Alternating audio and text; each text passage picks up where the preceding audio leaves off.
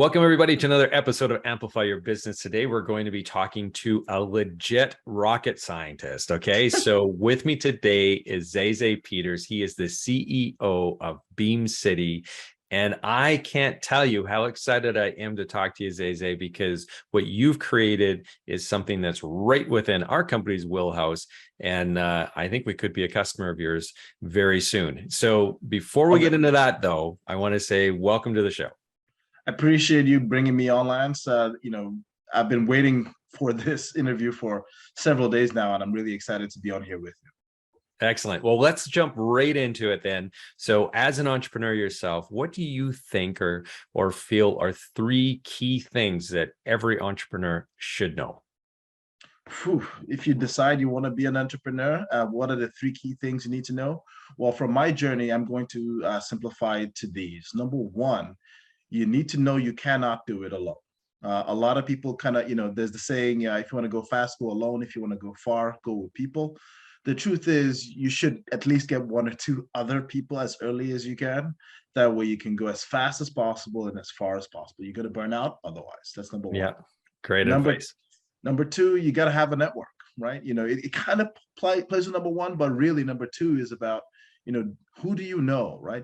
Who are your friends? Who are the people who can help your business grow? Who is giving you advice and reviewing all your thoughts? Because, you might be a genius, but if anybody else doesn't understand what you're selling, you're not going to sell anything. So, like they say, your network is your net worth. It actually matters all across the board. So make sure you're going out there and networking. That's number two.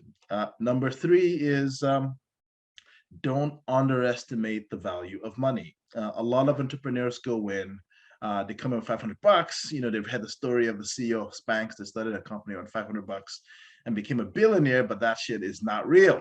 Usually what happens instead is you spend your $500 and then you're broke and nothing's happening. So you want to leverage your team, you want to leverage your network, but you need to have resources. Without the resources, you can't hire, you can't use tools, you can't even get AI systems that will help you out. You can't get on a bus and travel across the country. So if you're trying to start a company on nothing, if you're trying to be an entrepreneur starting a company from blank, $0, it's going to be extremely hard. It's not impossible. But make your life easier.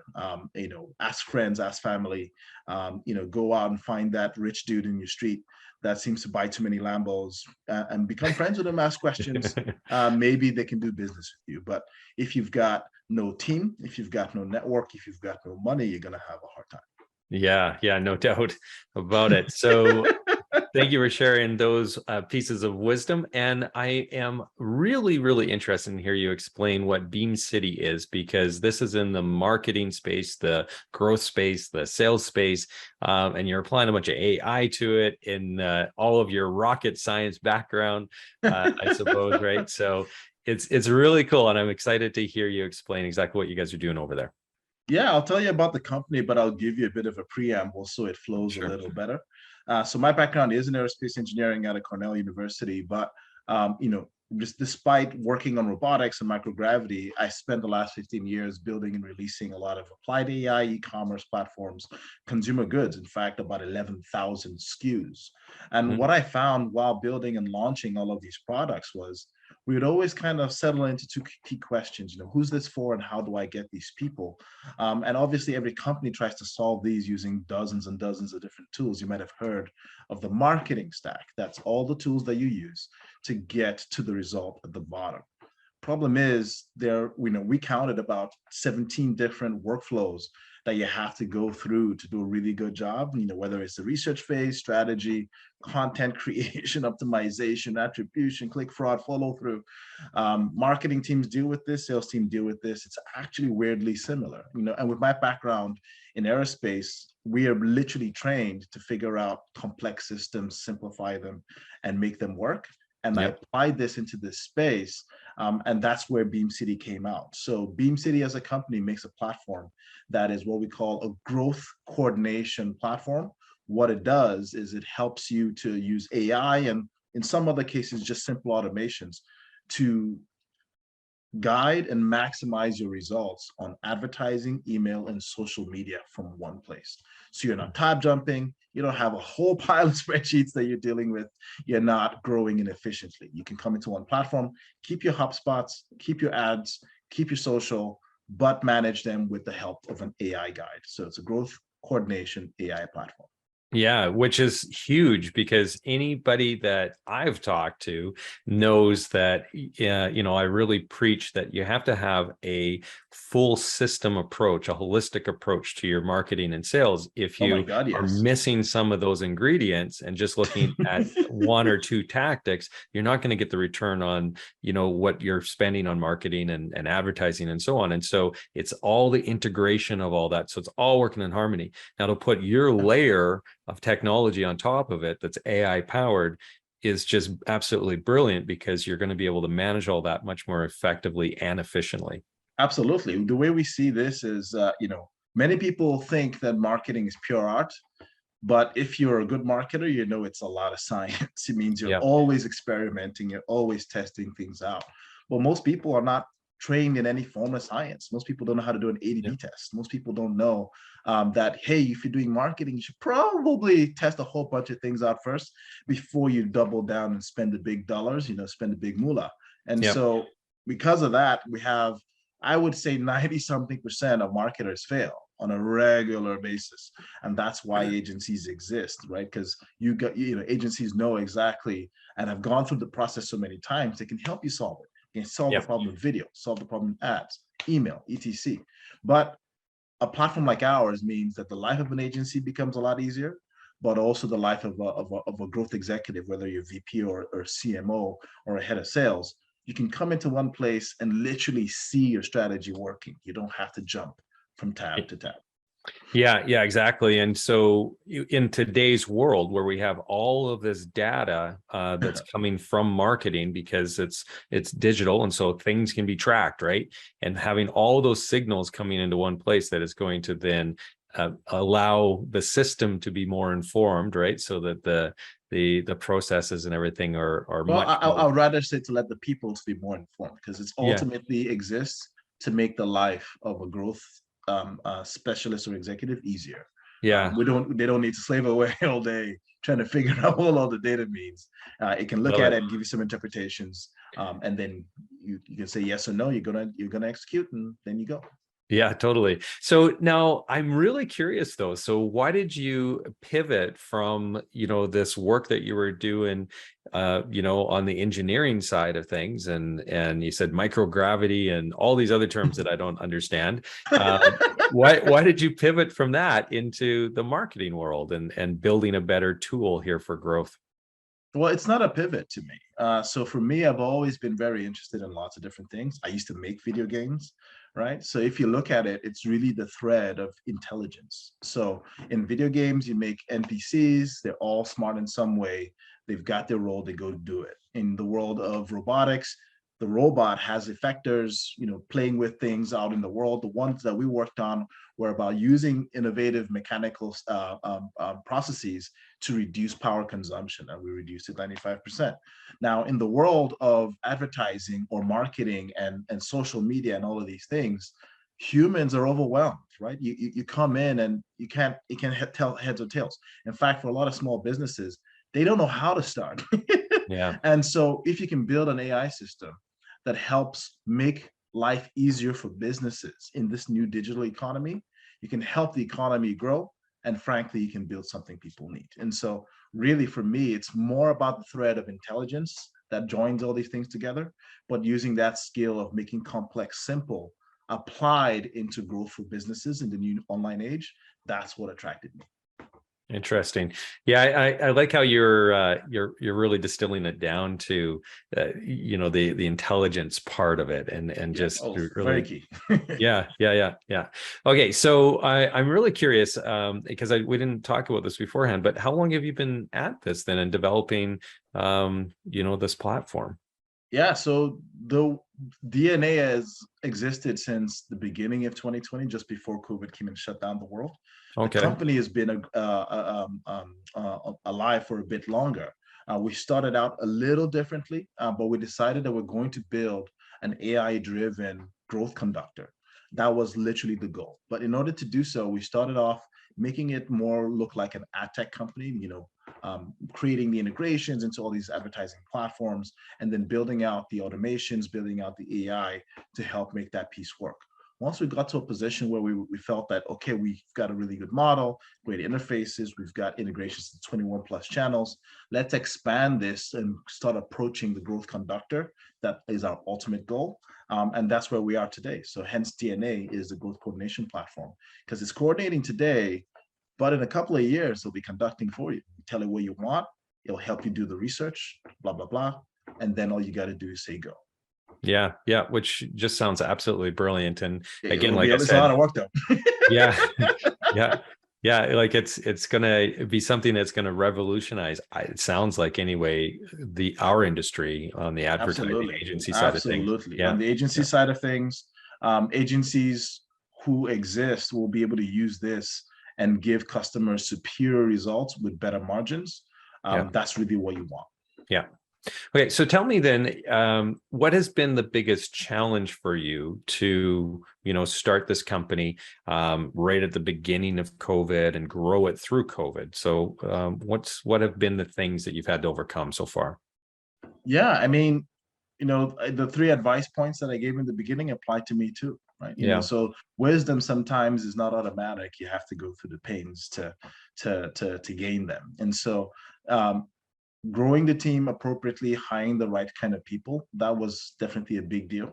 We're bootstrapped for this company, so that means I've grown this company on my funding, friends and family, like I said, the uncle with the Lamborghini, but also the use of a lot of government grants, right? So learning how to go after these sources of capital and apply them in the most effective, efficient way possible in my business, because what we're building is something that, by all rights, we shouldn't be able to build on the budgets we're running on. But with some ingenuity, with a lot of hard work, speaking with people so that they're all the way bought into the dream means that you can do it. And so that has been the key thing. It's just getting the resources needed to build. Now, other than getting the resources needed to build, it's also, I'm an engineer by, I don't know if say by birth or something, but anybody who knows engineers knows that we're not naturally good at speaking with people. We're not great at sales by default. So learning how to build out that sales muscle, smiling on phone calls, dressing correctly, speaking to people, listening correctly, and learning how to understand the problems people actually have. That was a bit of a challenge. I gotta say, many people see me now and they think, oh man, Zay Sounds like an extrovert, but yeah, this completely. extrovert is not Zay. After this call, I'm gonna go take a nap. I've got to go out and be the person that's necessary to make this succeed, to help the customer win. Yeah, And if that's not the person I am today, then I got to be better. That's what I do. yeah, yeah, really interesting. So, in terms of just the 2.5 years here that you've been, running the business and things have been trucking along really smoothly now. I'm really curious if you were to pen yourself a letter, go back, send it back to you the 2.5 years ago, or even maybe before that, before you even started to percolate on this venture, this new idea. What would be in that letter? What would you write yourself? What kind of advice would you give yourself? Oof, a back in time letter. I've never Yeah. thought about a back in time letter. Usually it's worded, what would I tell a younger version of me? But then I can just tell that to a 7-year-old version. But if it's a version of me from a few years ago, what would I tell myself? I would tell myself, focus on sales earlier. And this is a mistake I see in Canada a lot. In the US, the prevailing wisdom is sell first, build later. Yeah. Which is interesting. It does mean that we end up with a lot of, not so ethical products, but, there is some wisdom in it. All right, because sales cures all ills is one of the phrases you'll hear in the startup world. Yeah. And after the startup world, as an entrepreneur, if you can't pay your bills at home, obviously you're gonna have major issues. So think about sales. If you're an engineer, you don't know how to do it, read up, get on YouTube, learn a whole pile. YouTube is your friend. This is not a new problem. Humans have been selling for 10,000 years. Yeah. Figure that shit out. And Yeah. so if I wrote a letter back to me a couple of years ago, I would say double down on sales, definitely still build and think up tech, but get better at it sooner. Yeah.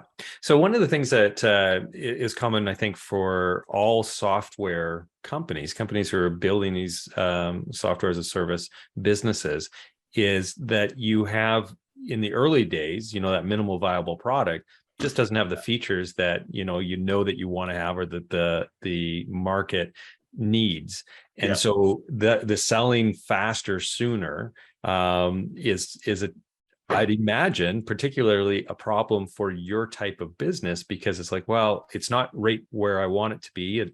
And so how do you do that? How do you know when you're ready to actually start to commercialize it, when you know that your roadmap for the application or for the software, you're nowhere close to where you want it to be?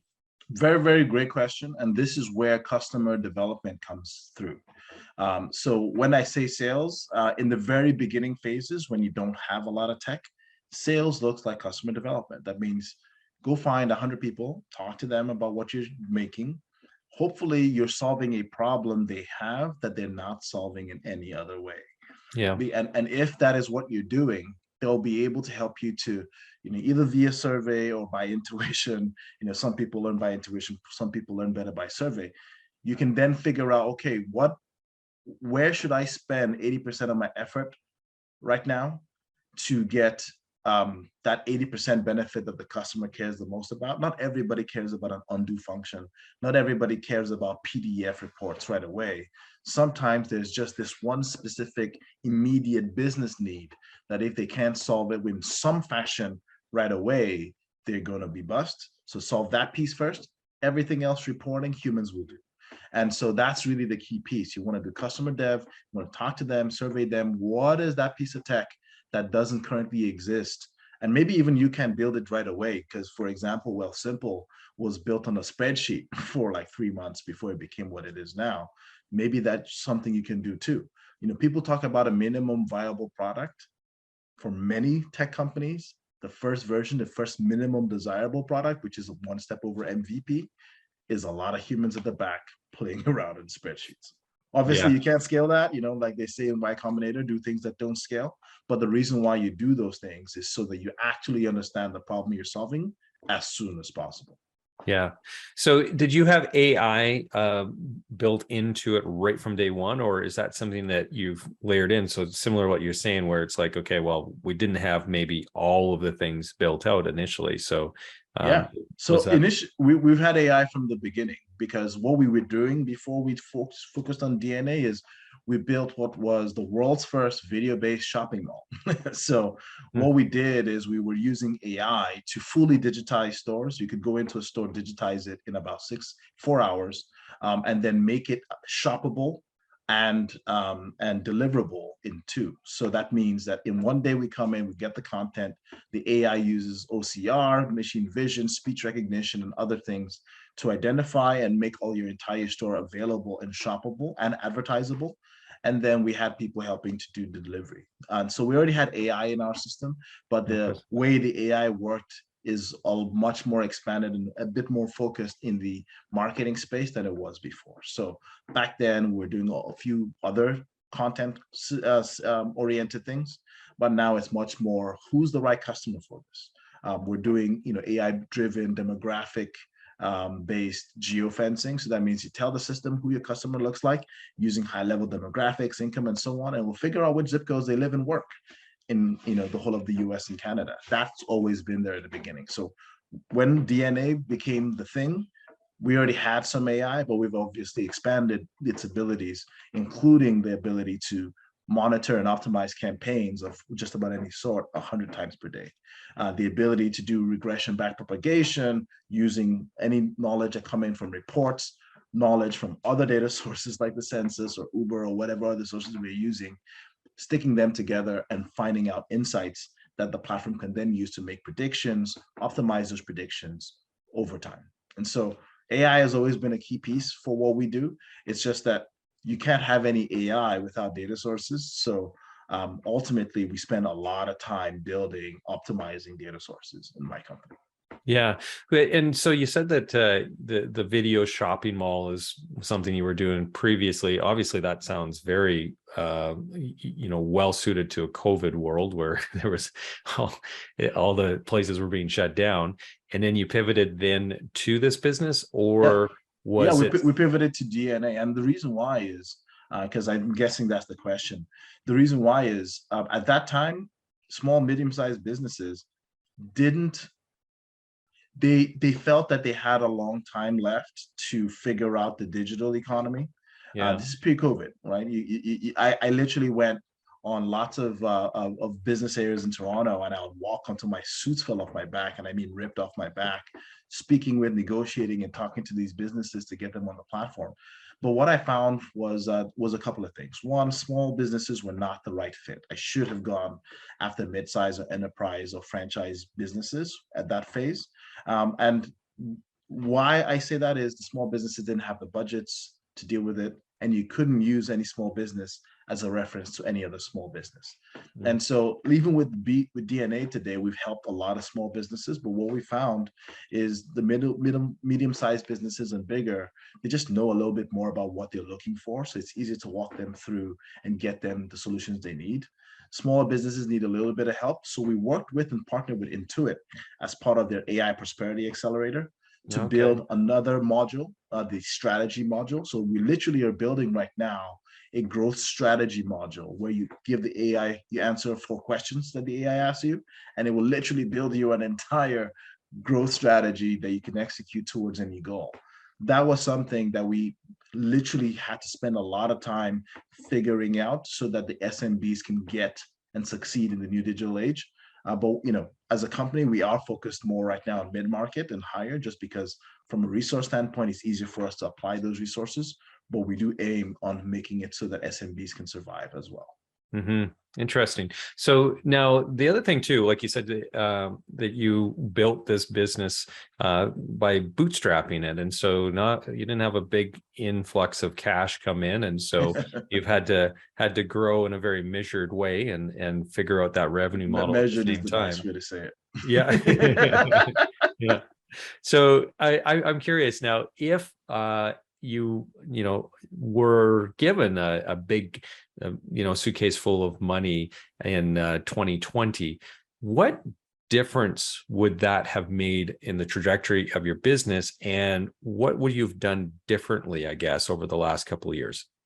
Well, if we had a big suitcase of money, we will not reveal how big the suitcase needed to be. Then we would have gone straight to making the growth conductor from day one.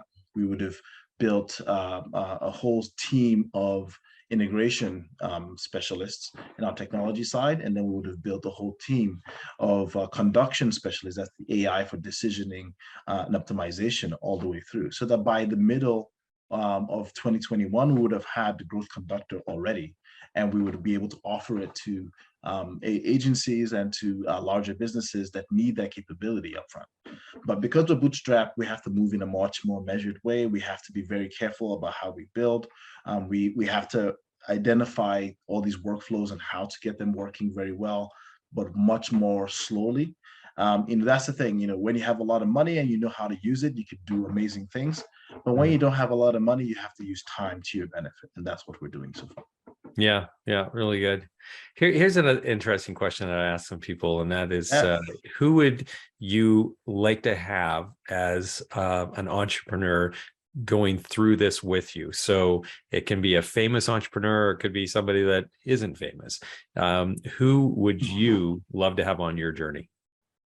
Well, to be honest, I have an advisory board of amazing people who are on the journey with me right now. Yeah. So I don't know that I want to pause it on any other person. Some people would say Bill Gates or the Elon Musks of the world, or maybe even Justin Trudeau. But I don't know that I would work really well with any of these people. I don't know them. I don't have a relationship with them. So I think the team we've got right now is a pretty amazing team. We've got advisors. who have built amazing companies in the growth space, whether it's in PR or in advertising or in marketing.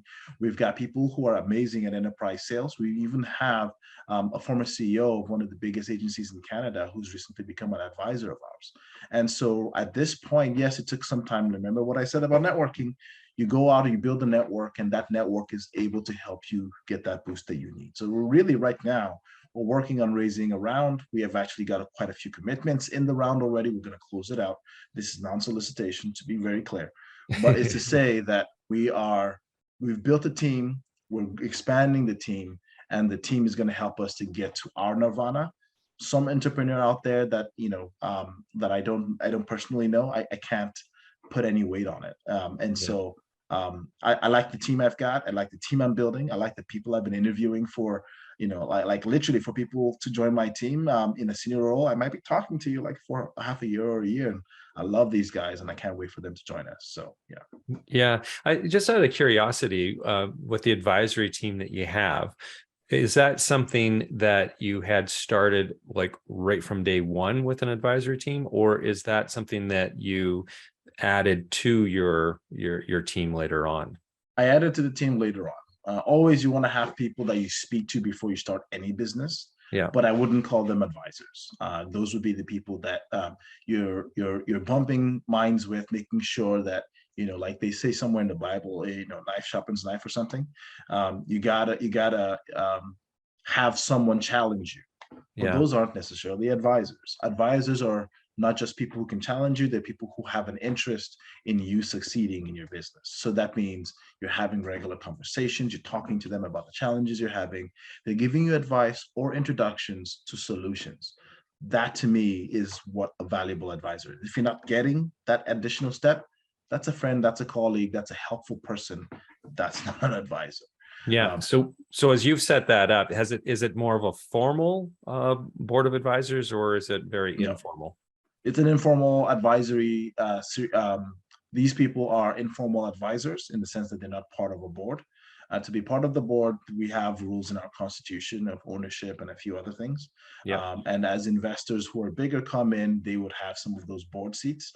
But the advisors I'm referring to are people who I might give some ownership to, because we do have people in our that are my advisors that have some percentage of the company as incentives, and just to say, hey, I'm really serious about you being an advisor of mine. But they're not part of the board of advisors. No, they're not part of a formal board. I don't think it's if you're a small company, I think it's not wise to have non-investors in your advisory board because they're not properly incentivized to make the right fiduciary decisions. I don't think so. You can have one or two people who are not investors come in later, but not at the beginning. It's not the same. Yeah. It's thanks for sharing that, because I think there's a lot of businesses out there who would like to incorporate some sort of board within their structure, or some sort of advisory within their structure, and are struggling with how to sort that out. Is it formal? Is it informal? Is there ownership requirements? Is there not? Am I needing to pay them, or are they free? Right. And those kinds of when you're still seed stage, minimize your overhead. Having a board that you have to pay that is not an investor in you is a large overhead, right? And if there are people that piss you off at some point, do you really want to keep that on? It's one of those things where people are like, oh wow, Zazie, I can't believe you said if they piss you off. But the truth is, if it's your business, and you've got the wrong team, team at all levels, employees, founders, advisors, board. If you've got the wrong team at the earliest stages, you have to do whatever it takes to fix your team. And that means the opportunity and ability to change the team. And if it's not someone investing where they've got a vested formal interest, then you better keep that right. If you don't keep that right, if you give it away too easy, think about it this way. How bad is it to get advice from 20 different people giving you 20 different thoughts when none of them have a vested interest? You're going to get confused as hell. So just piece of advice. Yeah, for sure. Sage advice for sure. Well, thank you, Zeze. I really appreciate you sharing your experience and explaining to us a little bit about what you've got going on over there and how you've grown what you have as well. It's like really exciting, and like I said, it's definitely relevant to our space, that I work within here in marketing and advertising, and so it's something that we're going to have some continued conversations for. I can Appreciate guarantee it. that. Yeah. So if anybody else wanted to connect with you, though, what's the best way of reaching out to you? Yo, reaching out to me is very, very easy. You can email me at zeze@beam.city. That is Zeze at beam.city. Or you can go on the website beam.city and chat with me on our chat box. We literally have a chat box right there. It's manned by a human, it's not an AI. So that if you've got any questions about our platform, about marketing or sales, or you just want to say hi to Zeze, pop on there, say hi, and someone will tell me, and I'll literally show up. So send me an email, zeze@beam.city, or go chat with me literally right on my website. Excellent. Well, thank you so much for that. And for those of you who are watching this and really enjoyed this episode, you can check out our archives over at amplifyyourbusiness.ca. And we are available on all your favorite podcasting platforms, so you can search for Amplify Your Business there as well. Thank you once again, Zeze. I really appreciate you taking the time today. Thank you, Lance. And I love being on live with you today, and I look forward to working with you in the future. And to everybody else out there, have a prosperous day.